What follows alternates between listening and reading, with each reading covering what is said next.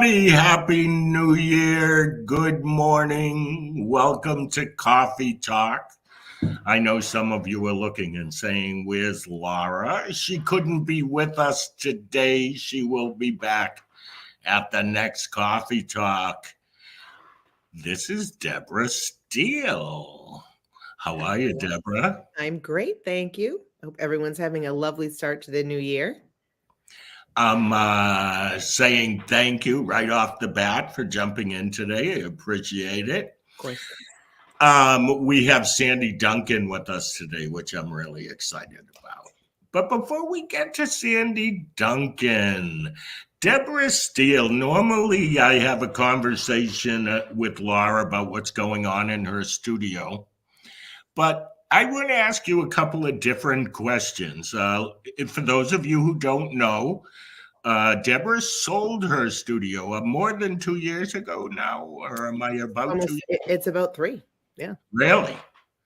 So here's my question for you as a former studio owner. What do you know now that you didn't know during that whole time in perspective? Oh God, that's a hard one because it's so many things. Let me start by, I think the biggest question I get from people is do you miss it? Or does it feel different? My life feels different. My life feels very different. My focuses are, this is going to answer your question. My focuses are different. And so the thing that I know now is that all of the things that were so crucial, when I hear people say, like, I don't know, I had a costume disaster, and I think, it's kind of an oxymoron, but all right. Like those things, those crucial, earth-shattering things are not so, because my daughter still owns a studio, and so she'll come to me with something and I'll go, yeah. She'll go, you're not validating my feeling. I'm like, I can't in real life. I can't validate something that, like, it's gonna 2 weeks from now, you'll be like, what?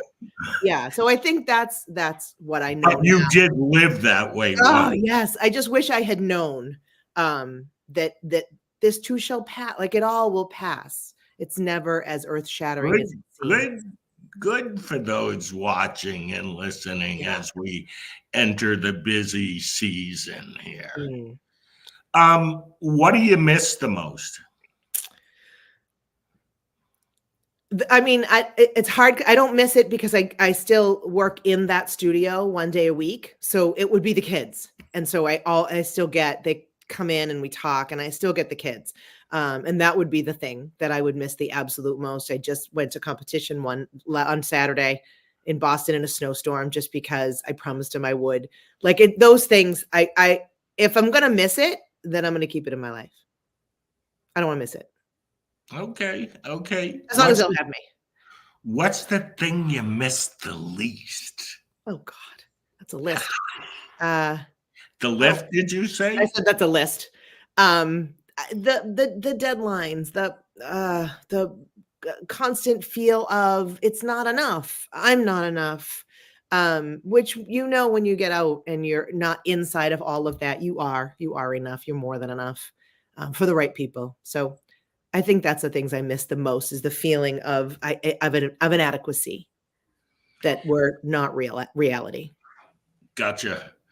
So I want to ask you this question. Do you still in your heart feel like you are a dance person? Oh, always will be. Yeah. Always will be. Yeah. I have to ask that question because I often tell people, if you're overwhelmed and you can't handle the studio, or you've just been doing it for so long and you're burned out, if you're worried about not having dance in your life, don't worry about it. Once it's there, it's there. It will come to fruition in the way that it needs to come to fruition in your life. And there's never a time when you can't dance. I mean, who's going to say no? Dance. Dance, right? Sing. Do it. I agree with you. Find a way to do it. Yeah. Or just go do it. Go ask the studio, can I jump into the room for half an hour when no one's using it? I just need to do it. Awesome. From that part. I'm going to run a commercial here for our summer events. And on the other side, we're going to bring in Sandi Duncan. See you then.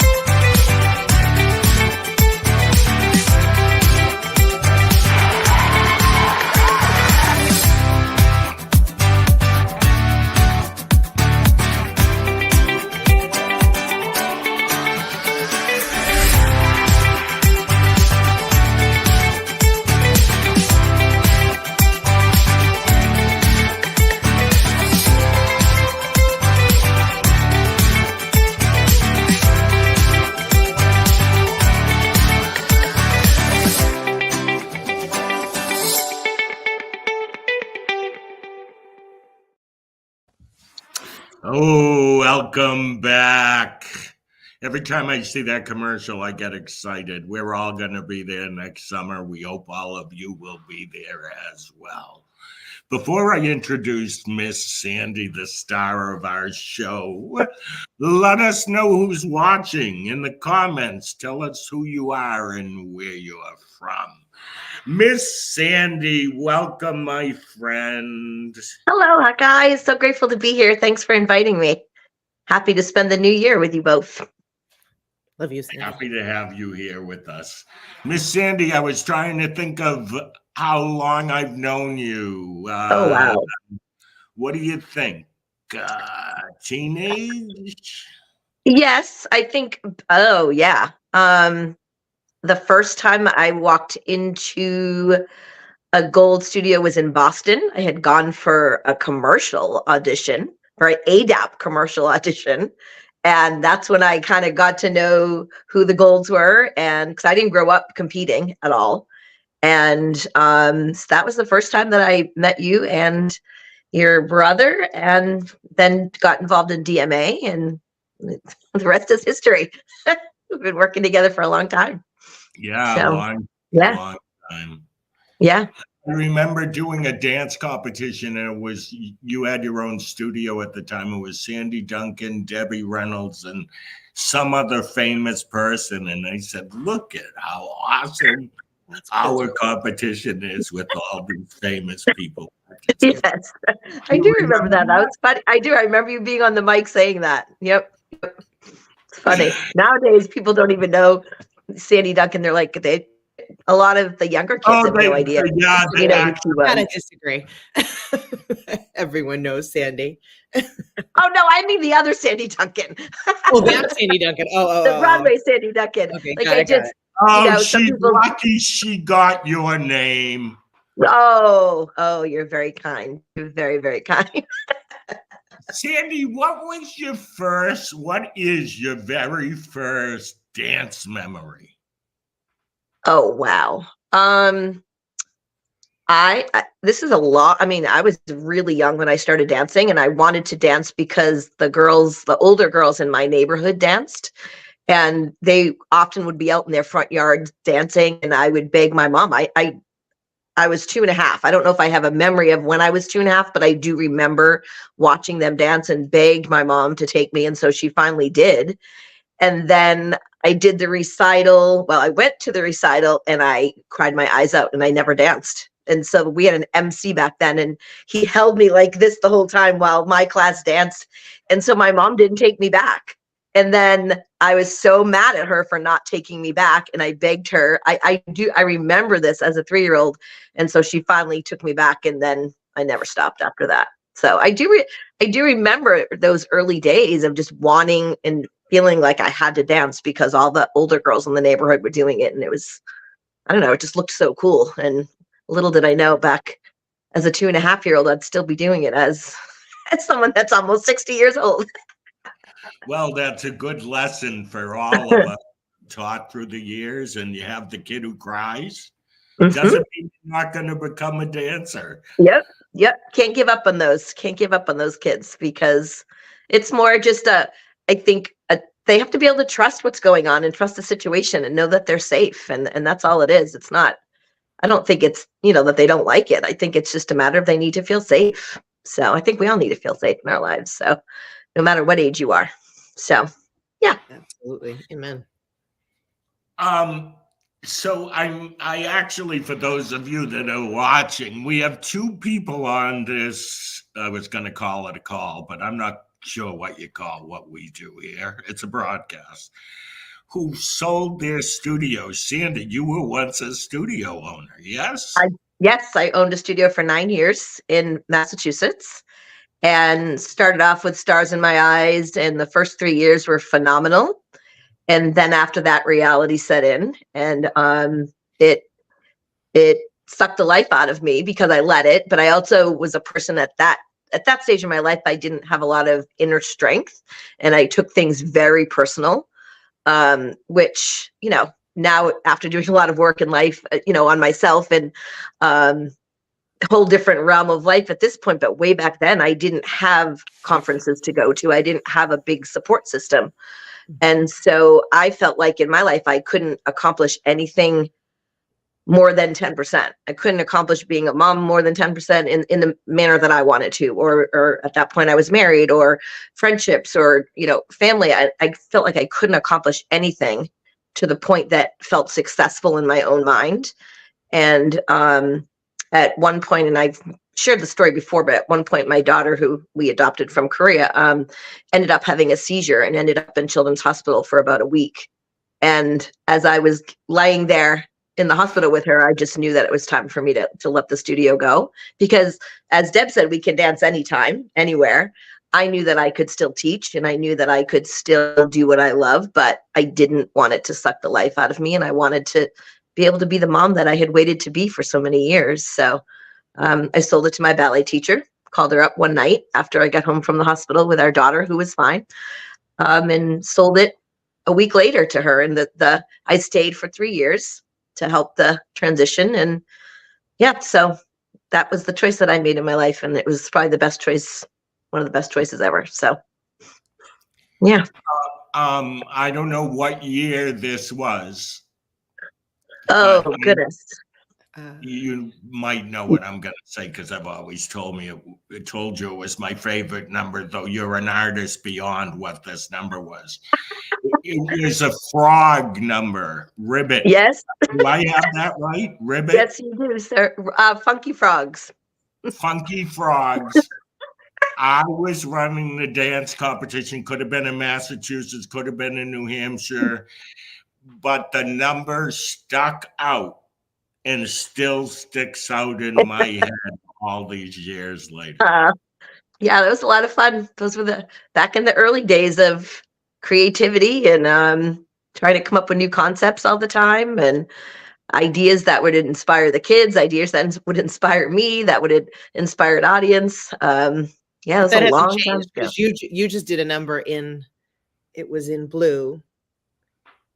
Was it Mario's? No, it was blue. It was a character number, because I feel like recently it was probably recently, the last 3 or 4 years. It was blue. Yeah, and I remember thinking, this has to be because it was from Melissa's. This has to be Sandi's number, and it was. It's kind of all a blur. It's all a blur at this point. I'll remember. I'll remember which one it was. It was a kids show. Yeah. Wow. Yeah. So to drive home this point that started when Deborah and I were talking, which was, once this dance thing is in you, it really never leaves. Oh, look, wait, I want to join you guys. Cheers. I know we did not plan that, Deb. We did. But pause. Now I forgot my question. Okay. Oh. The dance never leaves you no matter what. It turns into a new integration, a new thing, a new way. At least it always has for me. Around every corner is another way to use this gift. Mhm. When was it that you started to become more soul invested? Ooh, I think that was a good way to put it. I Soul like that. invested. Yes, I In love when you chose the name Soul for that program, by the way. That was, yeah, that was a good choice. Good choice. what made Um, you go in this direction that you've gone in? well, I mean, I think I've always loved teaching. I've always loved choreographing. I don't know, probably 15 years ago, or maybe even a little more than that, I was looking for a bit more for my own life, a little more fulfillment in my own life, and was kind of just investigating a lot of different things that I could do in addition to what I was doing, teaching. And someone suggested me looking into life coaching, and I thought, oh, I don't know. I don't know anything about that. Well, and they said, well, you coach our kids all the time. I don't know if you realize it, but you're life coaching our kids all the time. And so I started to investigate what that entailed, what it meant, the different types of education. And I just kind of started on this psychology quest of understanding human psychology more, why we do what we do, how we react or respond to different situations, and how kids do and how parents do. And so I've just kind of just grown this love of understanding why we do certain things and how we operate, and trying to grow our own personal toolbox in regards to when we face difficult situations. What tools do we have inside of us that we can go to help us get through tough situations? Because when I was younger, I didn't have that, and I just always felt like I was kind of scrambling to figure out how I was going to survive different situations. And so I really started studying quite a bit, just on my own, and started integrating it into my classes more, and started exploring it with improv more. And so now I have a program I teach, Empowering Improv. And it's not about creating dances. It's more about being able to explore movement with your emotions. And I just feel like nowadays, the kids, teachers, all of us there's just so much tension. And I was just in a school this weekend, and the kids were all talking about just how stressed they are and how there's so much anxiety in their lives. And I just feel that if we can somehow integrate dance and not just technique, but also the soul into what we're doing, and explore and allow kids to kind of find their voice a bit more through movement and exploration. So it's not, for me, it's not just teaching technique anymore. It's really kind of exploring the human spirit a lot more. And as I did that through dance, I also was doing it through myself as well, and started to kind of learn to grow as a human on a deeper level that I needed to explore, and kind of really kick my own butt, just be able to build my own personal toolbox to help me through tough situations. And so, yeah. So that's a long answer, but there we go. No, Sandy, when you mentioned the word toolbox, and then Rhee, when you mentioned the fact that there's always a place to go, always a place to dance, if it's in your soul, which I think for just about all of us that open up a dance studio, it's got to be. I don't know any other reason why, right? I mean, like, anyways, I think when you put all those things together and you see the evolution of, you said you go around a corner and you see another way to use it. And I think it's because of, and I like to call it education, whether that's real life education, like being thrown into whatever situation, but there's so much education behind what we do and what we've done in so many years, that we can kind of see avenues that are necessary, right? Yeah. That Yeah. we find a void, and we feel like, I want to fill that void. And so I think those avenues open up more as far as Yeah. dancing goes, when you are educated and when you have enough life experience, right? To be able to see, oh, Well, and this is, yeah, that's it, because you can draw from your own life experience and then start to share that with others. And if that helps anybody along their journey, then let's just keep doing that. Because I mean, one of my philosophies is we're all in this life together, so why not help each other? Not leaving the ego at the door, and just let's just help each other through this life. And if we can do it with dance, if we can do it with our souls, the human spirit, then let's just do it. Let's keep going. Let's keep rolling. So that's just my approach to it all now. So, Okay, and here's Rhee's editorial comment on that and why that's so good. If we all walked into our studios and we were ourselves, not trying to be this other teacher, this other choreographer, and we brought who we are into the classroom, us, yep. our passion, our creativity, our confidence, we'd all be great artists. We'd all contribute something unique. Yep. I agree. Absolutely. I think being in New England, we are fortunate that we're in an area that appreciates choreography and creativity and the human spirit. And so when I first started, I had so many great role models around me to kind of emulate, and I wanted to be that. And so you mentioned trying to be yourself, and for a while I wasn't necessarily being myself. I was trying to reach this pinnacle in my mind of I need to do this and need to do that. And then once I finally kind of sat into myself and started to kind of go, wait a minute, you can create your own style, you can create your own reason for doing this, find your own purpose for all of this. I started to feel more comfortable and at home in my own skin and my own role and my own purpose of what I'm doing. Stop. You just hit it on the head. Stop trying to be someone else and just be yourself. And that is more true than ever nowadays. That's crucial, Sandy, because I think in this industry, we always everything is so visual. And so when let's say we go to a dance competition and we see what's out there and we forget what we're bringing to it ourselves. And we just look and see, oh, that's doing really well. Let's do that. And I think those are the times that if we really have to be honest about it, we get lost. We totally get lost because we lose our focus. We lose our vision. We lose why we came into it to begin with. Yeah. And I think that's personally is when that hits you. And that's when it takes the most out of you is when you get lost. Right. And I found too, parents, if you had a piece that you loved and it did well, and I put that in quotations, in competition, parents would not be afraid to say, well, what are you going to do to top that? And that to me, I'd go home and stay awake all night. Oh my God, what am I going to do? And I allowed that pressure to really sit on my shoulders, and it felt really heavy for many years. And yes, you want to challenge yourself to be better every day as a person and a human creator and an artist. But at the same time, that pressure was rough. I mean, to hear that, and then to also feel that you needed to do that for your students. And I ended up becoming my own worst enemy for that, because I put all that pressure on myself and did that for many, many years. And then kind of got to a point, I'm just like, you know what? I just like being in the room with kids.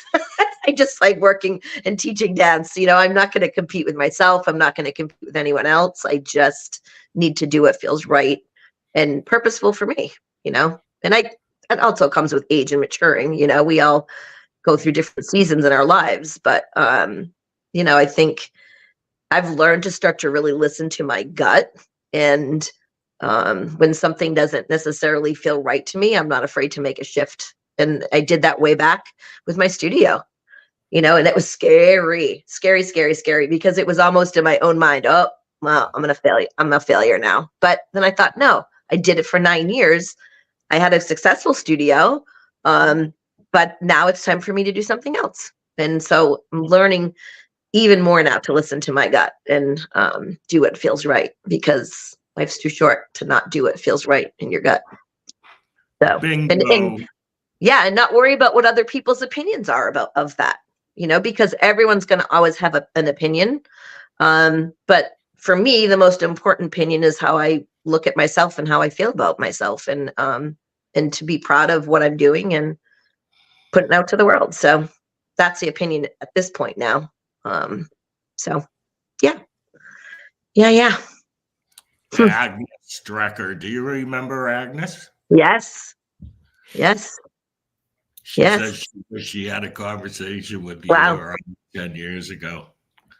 Wow. Agnes, I remember you from teacher's class in Boston. Mm-hmm. Wow.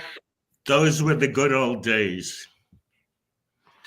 So, Sandy, what do you think dance teachers who are watching today or will watch this on demand, what do you think are some things that they should know about today's teens?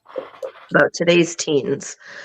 I feel that today's teens are carrying the weight of the world on their shoulders in the heaviest way I personally have ever witnessed. In all of my years of teaching, I've not seen so much anxiety and stress that these kids are experiencing or feeling. I know now that, and I'm not diminishing anxiety by any means, but there's a lot of the kids have accepted that as a label and they say, I have anxiety. And so it's something that they keep with them at all times. And they are conscious of it, where before, when we were kids, we would be upset and it didn't have a necessary label to it or diagnosis to it. And so I think now, because there's so much anxiety, there's so much pressure that these kids have put on themselves or also experiencing themselves, that we are having to approach them in a different way. And without also becoming, and we all joke about it for years that we are psychologists, but we're not trained psychologists, but it almost sometimes feel like we're put in a role that can be a little scary at times. And so I think the teens are, it's just heavy. And I don't mean to revert back to COVID all the time, but ever since then, I know we've made it through, but I feel like the repercussions of it are heaviest right now than I've seen, than even when they were going through it. And coping skills are not there as much as, they used to be. Independence. I think that the kids have a hard time making it through a full day of school, or they have a hard time making it through classes. And it's not necessarily something that we as teachers are doing. It's just the way that they're feeling in the world. And it's really hard to watch these kids struggle so deeply. And all you want to do is just take them in your arms and hug them and tell them everything's going to be okay. But it's not that simple. So I think we have a responsibility as teachers to listen and be there to support, and then provide resources as well for them. Because we can't. I think that when you think about kids, like think about when you were a child, right? We don't always feel like we have a sense of control over our lives. Yep. Because we have people directing us in one way or another. Add a pandemic and the sense of trying to think, because as a teen, we think we can control our life, but now add that. And then our parents sometimes don't have the coping skills from everything they dealt with. Right. I think it's all a big kind of snowball. And I think they need their Yeah. dance teachers more than ever, because that creativity envelopes them when they're Totally in a room agree. that music is on. And I think they need that envelope more. And so when you see that, right, when you see this kid that's struggling and lashing out a little, I think we as dance teachers have to understand, right? Like that this is coming from a real place. And I think we have to be careful not to label them as well, Yeah. because if we're labeling them, we're the people, that they're coming to a safe space that they're hoping. And if we're labeling them as a difficult child or a problem child, I think that's something we really need to be careful of, because kids are going to try to live up to those labels that they're given. And I think if we give up on kids, who are they going to have to trust and to look to other than their parents? They need people that are going to support them and encourage them and to make sure they're okay. And if they can do it again in the safe space of a studio, we have an important role that we are able to kind of be in. Again, we can't save the world, but we can listen to our kids. We can listen to our students and be a support system for them through movement, but also through an open ear and an open heart too, in my opinion. No. Ooh, so I strongly agree with your opinion 100%. I want to hit you with this question. I didn't sign up for this when I became a teacher. I can't handle this. What's your answer to me?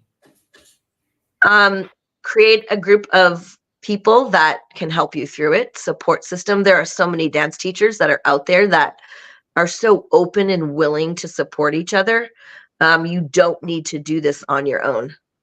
I remember, and I will still say it to this day, that when I owned my studio, it felt like the loneliest job in the world because I felt like I was on my own island. And I've said this many times, but I felt like I was on my own island and didn't have anybody that understood what I was going through in many levels of the studio. And nowadays, I think it's easy to create, because we've got, different aspects of social media. We can jump on and talk to people quickly, and we can create our own threads. We can create our own groups, create a group that feels supportive to you. And talk, communicate, talk. You don't have to do this by yourself. And no, maybe we didn't sign up for it, but we've all got different strategies that we're trying and experimenting with. And going way back to when I started with improv, I'll be honest, I wasn't ever trained in improv, but I just used it. I kind of improved teaching improv because I wanted to explore something new. And one day it turned into, we had this giant empty wall. And we've talked about this before, Rhee, but I felt like the kids could go to the wall and just leave all their problems and do a cleanse. We called it a cleansing on the wall, and they would leave all their emotions on the wall by dancing it. And we've done this we used to do this at the retreat center.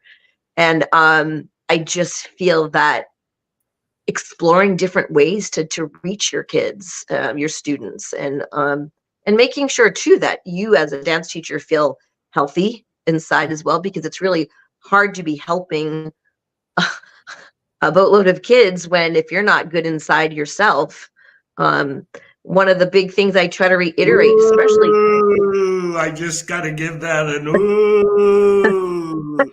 Because I do think we need it too. I don't say that in a bad way, but us, the educators who survived through all of this and are dealing with these kids, Yeah. we need it too. Yeah. And I'm not afraid to say that. And one of the things I try to really instill into younger teachers is to make sure that the investment that you're putting into all these kids, that you're also investing that much in yourself. Because by the time you get to the end of your life, you don't want to have regret that you've given all of your investment away to others and you forgot about yourself. And some people refer to it as being selfish. I say, no, it's not selfish. It's a self-investment. And I feel that is such an important part of life, and for kids too. I used to go out and team build a lot, and I don't go out and call it team building anymore, because to me, you can't build a team with your staff or with kids if the kids are not good for themselves. How can you build a strong team? Or if your staff isn't good for themselves, like if they're struggling, how can you build a strong team? So I like to get into the nitty-gritty of personal self-development. Let's develop you as the human being. Same thing with dance parents. I don't go in and lecture them about, you need to do this as a dance parent. I like to go in and get to know the dance parent and get what's going on inside of their hearts and souls, so that they can operate and create a toolbox for them so that they can operate as a human being that feels better inside. Because when you feel better inside, everything else around you tends to feel better. That's wow. I just went on a tangent there. Sorry, but it was a great tangent. I love loving this conversation. I got to hit you up with one more thing, because I know you'll have a perspective. I'm trying to think how to say this the right way. What do you think of the fact that maybe we focus too much on making the kids winners or great dancers, therefore adding pressure to them? Could I have said it better, or was that okay? I think that we all have a different approach. There's a studio out there for whatever approach that as a dance parent you may want. You may want to go into this as a highly competitive person. Maybe this is going to be, I keep using quotations, but your sport or your activity, and your kid wants to win, or maybe the family as a whole decides, as a family, we're going to do this because we're competitive and we want to win. We like the aspect of winning. Cool. All right. Well, there's a studio here that's their philosophy. And then there's another studio that's mid-range. We like to compete, but we like it to be more about the educational part of it all and the bonding part of it all. And then there may be some that are just starting and dipping their toes into competition, and they do it just because it's the sense of community. I think that there's an offering out there for everybody. And there are some high intense studios that every school break you are in the door and you're rehearsing. Nothing wrong with that if that's the choice and if that's what you're looking for. And if you're looking mid-range, you do some rehearsals on the weekends, but you're not there 7 days a week. I think there's an offering for everyone, and you can find what you want. Personally, me, because you asked my opinion, I am not of the win-win-win mentality. I'm sorry, everyone likes everybody likes a pat on the back every once in a while. Everybody likes to feel good about what they're doing. But for me, and this is so cheesy, but I'm going to say it anyways, and I say it all the time. I know there's a lot of titles out there, and I think it's great, title competition. But to me, the title that you've already won, and you're going to be like, probably roll your eyes and go, oh my God. But the title that you won is that you're a dancer. To me, that's the title. That's the trophy. That's the prize right there, is that you are a dancer. And for me to be able to share that with other kids and to share it with other teachers, and, let's do this in a way that we're not just going to turn out good technicians, but let's turn out good humans that walk away healthy from your studio. You don't want people walking away from your studio feeling like that they were treated, and mentally were not in a place that they felt cared for. It's so important that these kids graduate from our places, our spaces, feeling healthy about what their experience was. And competition can be tough. And then there are some kids that thrive on it and just, that's what they want, but they know where to go to find it. Mm-hmm. So in my opinion, as a family, you can find what suits you best, what suits your child best, what suits your family budget best, what suits your rehearsal, your investment of time. And again, like Deb said, we can all dance. Just depends on how you want to dance. It's always there. It's always there. So, yeah. Did that answer your question? No, you did. I'm a guy who, at this point in time, and I grew up, I think, in more pressure to be good world than we exist in now. But that sometimes I think the kids need us more, not to be pushing them to be great at what they do. The kids need us more to be the people who accept them at whatever greatness they do accomplish. Yeah. And greatness greatness is, some people's greatness is different. Relative. Yeah. Some people, greatness is, I can stand on one leg and I can do a single pirouette. Amazing. And then other people's greatness is, well, I can do 10. It again, it's perspective and in what our own, what we desire in our own lives.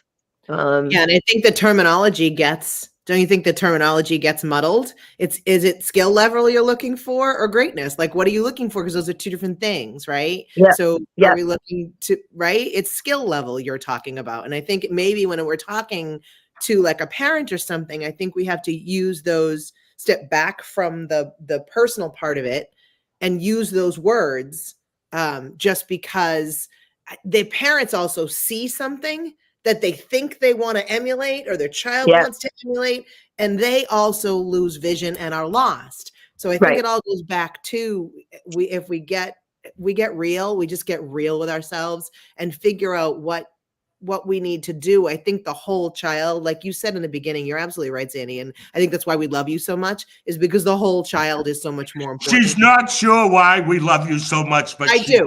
Because I know we do, because the whole child is more important and your outcome will probably be closer to what you're looking for if you deal with the whole child, right? And we And a have group of dancers on stage together are going to dance better as a group if they are more healthy as a human being. So it all comes full circle. And we get that luxury of being able to touch them in such a deep way with that music, because we know anywhere we go, we listen to a piece of music, it probably does something to us. And even if you're not a dancer, I think if you listen to a piece of music that touches you, makes you remember something in your life, music will do that. And we have that luxury of being able to touch those people, right? In that way, from a very organic level. Yeah. Yeah. I love talking about this stuff. I do too. Right? And you know what the bottom line is? I know I always sound so earthy, crunchy, but why can't the studio just be a sanctuary for every kid who just wants a safe space? And yes, we happen to dance here. Yeah, and I think people are starting to evolve and create that space. The more and more they're seeing that kids are needing that. It just depends on the way you've been brought up in the dance world. And I think, again, there's different offerings and you get to choose where you want to go. And, Your perspective is one that I need to have a little bit more of, because sometimes I struggle with that side of expectations on kids. But I'm willing to. One thing I've learned about our field, and I was recently talking to somebody who's in their 80s who I knew in their younger days. And I said that, even if you feel it was better at one time, or maybe it was better at one time, or you experienced something different and you wish it was that, all you're going to be doing is wishing the rest of your life. Embrace where we are right now and say, okay, I need to understand this better, because I can't hang on to perspectives that it was a part of our journey, but it isn't the end of the evolution because it was your time. Ooh, yeah.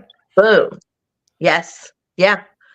Yeah. And don't be afraid to create the kind of space that you want. You're not in competition with other people. Create a business in the space that feels right to your gut and to your heart, and listen to, take some feedback from people, listen, but at the same time, know what your vision is, know what your values are. Set a good vision for your business and set a good vision for your kids, and allow the kids to set visions for themselves too. There's nothing wrong with, kids like to goal set and things like that, but I think too, it's important to create a vision and why you're doing this.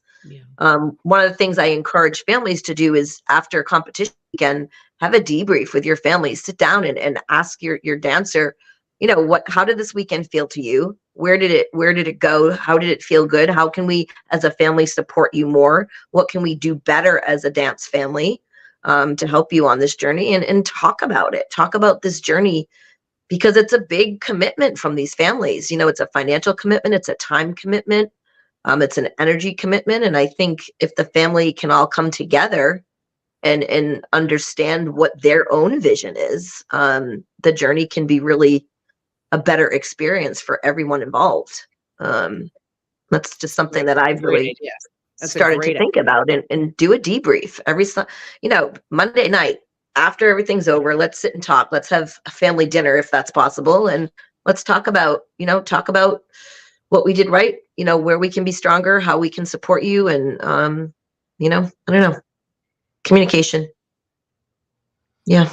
Great idea, because we do that with our kids, right? You should do it with the people that are paying for them to be there, so that they'll want to continue because their vision is in line with yours. That's a great idea, Sandi. Thanks, Debs. So, Sandi, as we are closing this out, I want to hear your words of wisdom on encouraging people to follow what's inside of them and not what other people may tell them they should do? Mm. Yeah, that's a good question, because that's been a really deep journey for me over the past couple of years. I think sometimes in our minds we think that this is what we're supposed to be doing, and this is what others think I should be doing. And I think it's important to listen to your gut. Sometimes it's hard to find our gut to know what to listen to, and sometimes may feel a bit jumbled in your mind. Grab a journal and write down what you love. Write down what feels right in your life, what doesn't feel right in your life, and try to work on understanding and having confidence in yourself that others will have opinions, but they're not living your life. You're the person that's going to live your life to the last day. And you want to make sure that you know that you did what felt right to you in your life, not what everyone else thinks you should be doing. And not being afraid to shift when it doesn't feel right. Shifting is something that change used to be really scary for me. And then I started to really listen and go, oh, okay, change actually can help you become a healthier human being. If you're open to it. And I'm not saying be reckless with your decisions, but I think it's important to really listen to your gut and know what feels right and what doesn't, and to have the courage to move forward in doing what feels right to you, because you're the only person that's living this life. And I know that sounds so deep, but that's what I've discovered over the past few years, that it's like, this is my life. I need to be happy with what I'm doing, and feel right about the energy I'm putting out into the world, and feel right about the energy that I'm receiving into my life. And be it business, family, friendships, whatever it is, start to develop your own personal toolbox, and don't be afraid to dive into it and use it. Yeah. You said something that I think people are afraid of. So I lately have been giving another word for it. So maybe you don't want to call it changing something. Call it evolution. Yep. Not a change. Yeah. You don't have to change this part. You're evolving into this Yep. place. Totally agree. And that's in my own personal life why I kind of refer to it as shift, because I like. Yeah, I love I'm the a word big. shift. I think Yeah. the word change freaks people out more so. Yeah, it does. And I'm a big ocean person. I love the waves, and to me, the waves are always shifting. And I think that's what my connection to the water is. And I feel like if we're able to allow ourselves to get rid of the word change, I like that. And I think that's a really great thought process, and to give yourself permission to evolve and shift with seasons. I mean, we live in New England, we do, and we shift all the time. We're shifting every 4 months. Life is a little crazy. I don't like this shift. I always dislike this. I call it the fourth shift.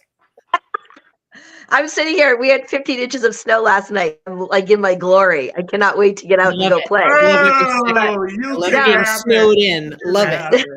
Love it. But I just think if you can kind of just allow, the ground shifts, and if we can kind of step with the ever evolving and shifting ground, let's just do it. But also make sure you surround yourself with people to support you during that time, because you need it, and sometimes you need a kick in the butt too.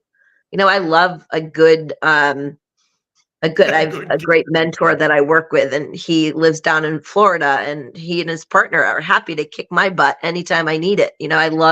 They're not in the dance world. They have nothing to do with the dance world. And they kick my butt often. And I love that. And I need it. I need to have my brain challenged, and to know that someone cares about, giving me an opportunity to try some new things. So I don't know, surround yourself with great people that love you and support you and encourage you. And I'm so fortunate to work from my best friend, so that's, we've had a long relationship of working together and friendship, and we've shifted so many different times, and we always work it out, and I don't know, I think communication is a part of all of that too. So, yeah. And and enjoying and looking for the good. Always. Looking And for knowing the that good. there will be challenge. There was always going to be challenge. Always. Oh, There's yes. always, but it's how we approach it and how we react or respond to it, And you have to, if you find a lot of challenges, I guarantee you, if you stopped for a minute and wanted to notice the good, you would notice as many goods as the challenges. Doesn't mean the challenges won't be there, but I'm a firm believer is in shifting your focus to what is good. Yep. Right. Than dwelling in the what isn't. I think one of the people on this call said something about what do you do when it's don't sign up for this? But I don't think there's a job out there that somebody hasn't said I didn't sign up for this. You just have to figure out why you signed up for this, right? Yeah. I did sign up for it for a reason. Yeah. Yep. Yep. And listen, getting even deeper as we end this, your path signed you up for this. Yeah, it's where you were supposed to be. You're right. In the end, it's where you your path did it. You may not have expected this, but in everybody's journey, you're going to hit a place where you go, I didn't expect that. Yep. It's like this was your journey. And enjoy it and learn it and be really good at it by the time you get ready to sell, like both Deborah and Sandy. Deb hung on a little longer than I did, but Deb learned her lessons hard, Sandy. I'm surrounded by, I even have a couple that's new girl in the Gold Alliance who's been with us for a long time. She just sold her school. I'm surrounded by all these people who are getting out of the business. I'm inspiring them, I guess. I love it. I love it. I love it. Okay, but that goes to show you followed your dream, your journey, your instincts. Sandy, I love you and everything you bring to this field. Love you. Thank you so much. And I'm so grateful that we were able to kind of sit here and open up and just kind of have a true, honest conversation about what we do. It's what we do. What we do. Not who we are, but what we do. Deborah. Yes. You're a champion for stepping in and being with me today. I appreciate you. Anytime, Rhee. Anytime. I love Sandy. So this was an absolute. Love you, Deb. Deb was one of my first tap teachers. I tell everybody that.